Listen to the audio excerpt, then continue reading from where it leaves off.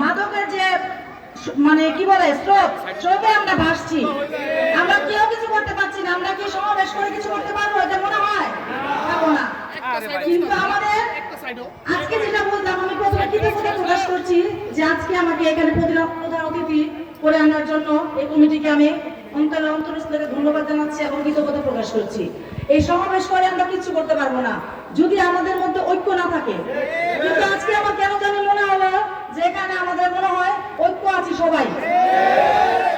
এখানে আমি একটু না বললেই না, এখানে আপনারা জানেন যে জিমখানা আমাদের নারায়ণগঞ্জের মধ্যে জিমখানার মধ্যে প্রথম স্পট ছিল, 1 নম্বর স্পট ছিল মাদকের বেচাকেনা। এটা কিন্তু মোটামুটি একটা জিরো টলারেন্সের মধ্যে আসছে। এটা কি আপনারা জানেন?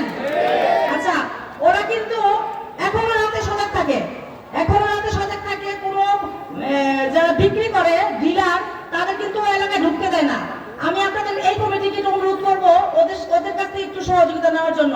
ওরা কিভাবে নির্মূল করেছে, ওরা 30 জন একটা কমিটি করেছে, মসজিদে গিয়ে শপথ করেছে কেউ কারো সাথে কাঁধে কাঁধ রেখে কাজ করে, কেউ কারো সাথে হাত না ছাড়ে।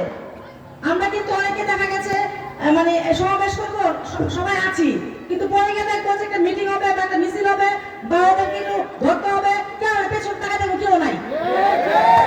এটা যাতে না হয় আমার তরফ থেকে যতটুকু সহযোগিতা দরকার আমি ইনশাআল্লাহ আগেও ছিলাম, 17 নং ওয়ার্ডবাসীর পাশে এখনো থাকবো, মরার আগ পর্যন্ত থাকবো, কাউন্সিলর থাকি বা না থাকি।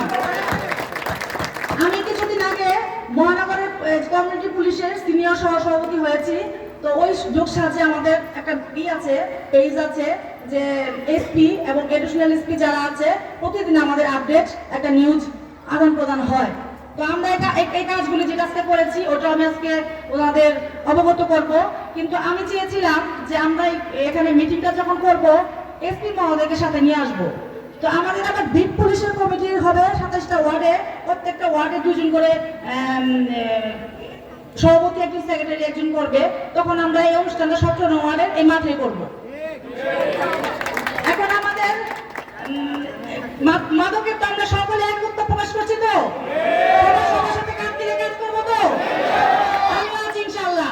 আমি যদি না মরি, আমি ভালো কাজ করতে গেলে অনেক বিতর্কিত হচ্ছি, কিন্তু আমি কিন্তু পিছপা দিচ্ছি না। একটা দেখবেন একটা পত্রিকা আছে, লোকাল পত্রিকা, একটা ছবি আমার বসে একটা নিউজ করে, ঠিক আছে, আমি কি সেটা কিন্তু বলতে পারে না। আমি তার জন্য কিন্তু একটু ভয় পাই না। আমি সর্বসময় সত্যের জন্য কাজ করে গেছি এবং কাজ করে যাব। আমি সর্বসময় আপনাদের পাশে আছি ইনশাআল্লাহ। নিজাম ভাই, মন্টু ভাই বলে গেছে এখানে একটা জায়গার কথা, ওই খালি একটা জায়গা আছে সিটি কর্পোরেশনের, একটা রুম আছে। আমি কালকে সন্ধ্যায় প্রশাসক মহোদয় অ্যাডভোকেট সাগর সাহেবের সাথে কথা বলেছি যে 17 নং ওয়ার্ডে আপনাকে একটু যেতে হবে। বলছে উনি আগামীকাল কক্সবাজার যাবে 3 দিনের সফরে, আসলে 17 নং ওয়ার্ডে আমাকে সময় দিবে। 17 নং ওয়ার্ডের আমাদের চাহিদা অনুযায়ী, আপনাদের না আমাদের চাহিদা অনুযায়ী যা যা দরকার ওনার কাছ থেকে আমরা চাইবো এবং ইনশাআল্লাহ আমরা আদায় করে নিব। দুইটা রাস্তা অনেক ইম্পর্টেন্ট ছিল, একটু বলে যাই আমি। 2টা রাস্তা ইম্পর্টেন্ট ছিল, একটা নামাপাড়া একটা রাস্তা, এটা টেন্ডার হয়ে গেছে। এটা কিছু নামাপাড়া যদি কেউ থাকেন তো জেনে রাখেন, এটা আমি 2023 সালে দিয়েছিলাম। এটা অনেক যাত্রা যাওয়ার পরে লাস্টে এটা অনুমোদন হয়েছে, টেন্ডারে গেছে। বাবু নামে আমাদের এক কর্মী বিএনপি ওইটা পাইছে। এটা বড় কবরস্থানটাও এটাও একজন টেন্ডার হয়ে গেছে, এটাও পাইছে। ইনশাআল্লাহ আমাদের মোটামুটি কষ্ট লাঘব হবে 17 নং ওয়ার্ডে। আর আমি আরেকটা কথা বলতে চাই, আমার মনে হয় যেটা যে নিজাম ভাই কিন্তু আসলে ওনাকে দাম দিয়ে বললেও ভুল হবে। আমি যতটি প্রাকৃতিক দুর্যোগে যেখানে এই সুনামগঞ্জ বলেন, দাগনভূঞা বলেন, এই যে চট্টগ্রাম ঘিরে আসলাম, হ্যাঁ, আমি কিন্তু কোটিপতি না, আমি নিজে কিছু পার্টিসিপেট করতে পারি। আমার কয়েকটা ভাই আছে, একটি বড় আবার নিজাম ভাই আমাকে সর্বসময় সহযোগিতা করে। উনি ভালো ভালো কাজের মধ্যে সর্বসময় সহযোগিতা করে। এজন্য ওনাকে একটা হাততালি দেন ওনাকে আনার জন্য, ভালো কাজের জন্য।